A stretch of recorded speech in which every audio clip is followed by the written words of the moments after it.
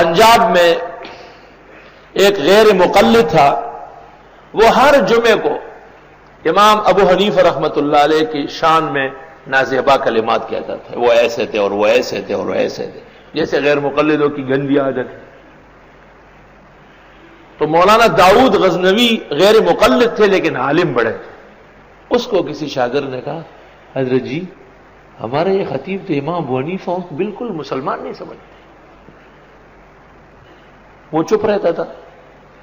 ایک دن جب وہ تنگ آیا تو اس کے منہ سے نکلا کہ اگر یہ باز نہیں آیا نا تو یہ کفر پر مرے گا، کیونکہ امام ابو حنیفہ سے دلیل اور برہان کا اختلاف تو ہو سکتا ہے لیکن حضرت کی ولایت مسلمہ ہے۔ طالب علم اگر اس کو دیکھنا چاہے کہ ان کی ولایت مسلمہ ہے تو غیر مقلدوں کے خشت اول میاں نذیر حسین دہلوی کی کتاب معیار الحق صفحہ 18 سے 41 تک دیکھ کے کیا لکھ رہے ہو۔ حضرت کی شب بیداری، حضرت کے نوافل، حضرت کی تلاوات، حضرت کے سخا، سب کچھ لکھنے کے بعد آگے باتیں لکھی۔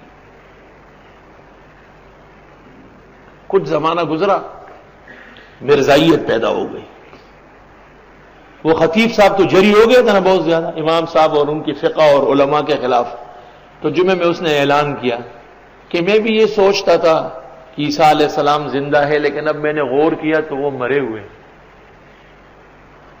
اور میں بھی یہ سمجھتا تھا کہ رسول کریم صلی اللہ علیہ وسلم کے بعد کوئی نبی نہیں آئے گا، لیکن جو میں نے غور کیا تو یہ بات غلط تھی، حضرت کے بعد تو بہت نبی آئیں گے۔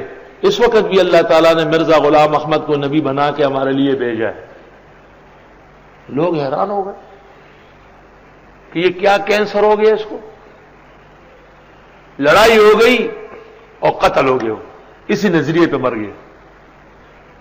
تو مولانا داؤد غزنوی کی خدمت میں وہ شخص دوبارہ آیا، کہنے لگا حضرت جی غیب کا علم تو اللہ کو ہے، ہمارا ایمان ہے۔ آپ نے امام ابو حنیفہ کے خلاف ان کی باتیں سن کر کہا تھا کہ یہ بے ایمان مرے گا، وہ تو مرزائی مر گیا، اس سے زیادہ بے ایمان کیا ہوگا، یہ آپ کو کیسے پتہ چلا تھا؟ تو مولانا داؤد غزنوی نے فرمایا، بھائی ہمارا یہ ایمان و عقیدہ ہے کہ اللہ کے سوا کسی رسول کو بھی غیب دانی نہیں ہے۔ آپ نے جب بھی آ کے کہا کہ وہ امام صاحب کے خلاف بد زبانی کرتا ہے تو میرے ذہن میں بخاری کی یہ قدسی حدیث آ جاتی کہ من عادی لی ولیا فقد آذنتہ بالحرب۔ میں نے جب مجتہدین اور محدثین کی جماعت پہ نظر ڈالی، مجھے ابو حنیفہ جیسے ولی نظر نہیں آیا ہے جس کی 2/3 امت انقیاد اور تابعداری بجا لا رہی ہے۔ تو میں نے اس حدیث کی روشنی میں سمجھا کہ اب اللہ اپنے دوست کا بدلہ لے کے اس کا ایمان سلب کرنے والا ہے۔ بے ایمان و کافر دنیا سے گزر گیا۔ دیکھیے غیر مقلدیت کے بھیانک نتائج مولانا بشیر احمد صاحب نے لکھی، غیر مقلدیت کے بھیانک نتائج۔ قل من کان عدوا لجبریل، اب قرآن کو دیکھو ذرا، آئے قرآن کیا فصاحت و بلاغت۔ حضرت عمر رضی اللہ تعالیٰ عنہ تشریف لے گئے تھے یہود کے مدرسے میں، جیسے ان کے بھی مدرسے ہیں یہود کے بھی تھے نا، یہود کے مدرسے کو کہتے تھے بیت المدراس۔ حضرت عمر بڑے آدمی ہیں، یہودی علماء سے بحث ہو گئی کہ آپ کیوں رسول اللہ صلی اللہ علیہ وسلم کو نہیں مانتے، تمہاری کتابوں میں ہے یا نہیں؟ تو انہوں نے کہا ان کے پاس وہی کون لاتا ہے؟ کہا جبریل۔ کہا ہوا عدو، بولا وہ تو ہمارا دشمن ہے، ہمارے بڑوں کو ہلاک کیا ہے، اگر کوئی اور لاتا نہ تو پھر ہم مان لیتے۔ تو حضرت عمر نے ارشاد فرمایا کہ ویسے جبریل کا مقام اللہ کے پاس کیا ہے؟ تو انہوں نے کہا کہ وہ اللہ تعالیٰ کی دائیں طرف بیٹھتا ہے۔ کہا اور ملائک؟ کہا بائیں طرف بیٹھتے ہیں۔ کہا جو دائیں طرف بیٹھتا ہے وہ بڑا ہوتا ہے بائیں والا؟ کہا نہیں، دائیں طرف جو بیٹھتا ہے وہ سردار ہوتا ہے۔ تو کہا تمہارا اختلاف سردار سے ہے، ملائک کے سردار سے۔ اس پر یہ پہلی موافقت ہے حضرت عمر کی۔ قرآن مجید میں مشہور قول کے مطابق ایسی 20 آیتیں، اور حضرت الاستاذ مولانا لطف اللہ صاحب فرماتے تھے کہ نہیں 28 آیات ہیں جن میں حضرت عمر کی موافقت کی گئی۔ جلال الدین سیوطی نے ایک کتاب لکھی ہے جو الحاوی میں شائع ہے، اس کا نام ہے الیانع التمر بموافقات عمر، پکی ہوئی کھجوریں حضرت عمر کی موافقات بتانے کے لیے، الیانع التمر بموافقات عمر۔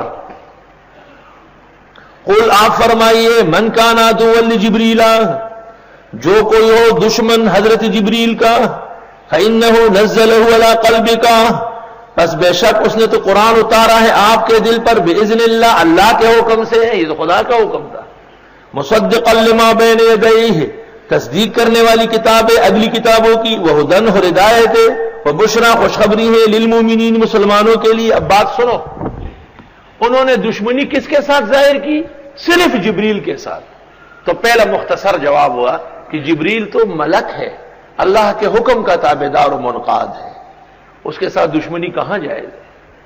اب دوسرا مفصل جواب سن لو، من کان عدوا للہ وملائکتہ ورسلہ وجبریل ومیکال، جو کوئی ہو دشمن اللہ تعالی کا، فرشتوں کا، پیغمبروں کا، جبریل کا، میکائیل کا، فإن اللہ عدو للکافر، یہ لوگ کافر ہوئے دشمنی سے، بس اللہ تعالی دشمن ہے ان کافروں کا۔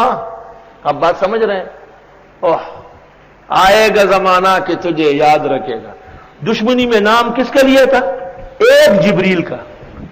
یہ برا بلا کہتے ہیں شاہ اسماعیل کو، مولانا قاسم کو، حضرت گنگوئی کو، علماء دیوبند کو، ٹھیک بات ہے، نام ان کا لیتے ہیں، لیکن ثابت یہ ہوا کہ ایک جبریل کا دشمن، خدا کا بھی دشمن، رسول کا بھی دشمن، تمام ملائک کا دشمن۔ تو انہوں نے جو بزرگان دین اور ائمہ اہل سنت کو برا کہا ہے، اس وجہ سے یہ نظام الدین اولیاء کے بھی دشمن، معین الدین چشتی کے بھی دشمن، سید علی حجویری کے بھی دشمن، پیر بابا کے بھی دشمن، بریمام کے بھی دشمن، شیخ عبد القادر جیلانی کے بھی دشمن، احمد کبیر رفاعی کے بھی دشمن، حضرت حسین اور حضرت علی کے دشمن، تمام صحابہ کے دشمن، محمد الرسول اللہ صلی اللہ علیہ وسلم کے دشمن، اللہ رب العالمین کے دشمن۔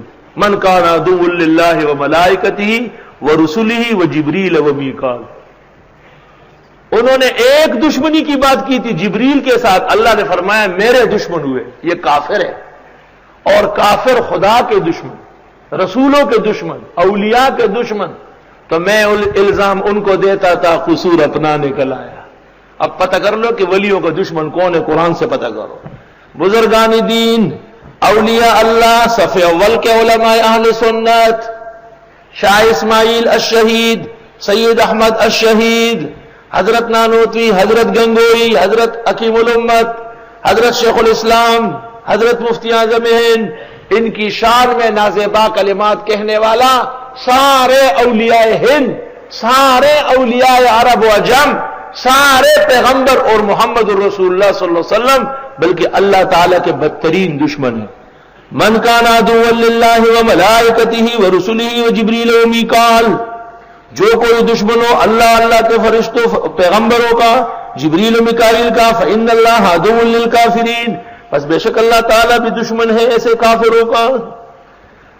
حدیث صحیح قدسی میں ہے، بخاری شریف کتاب الرقاق جلد ثانی، من عادی لی ولیا، جو میرے دوست اور ولی سے دشمنی کرے، فقد آذنتہ بالحرب، میری طرف سے اس کو اعلان جنگ ہے، جیسے قرآن کریم میں سود خور کے لیے ہے کہ فَأَذَنُوا بِحَرْبٍ مِّنَ اللَّهِ وَرَسُولِهِ، اس طرح اولیاء اور بزرگان دین کے ساتھ دشمنی کرنے والا بدترین کائنات، خداوند تعالیٰ کی طرف سے اس کے ساتھ دشمنی کا اعلان ہے۔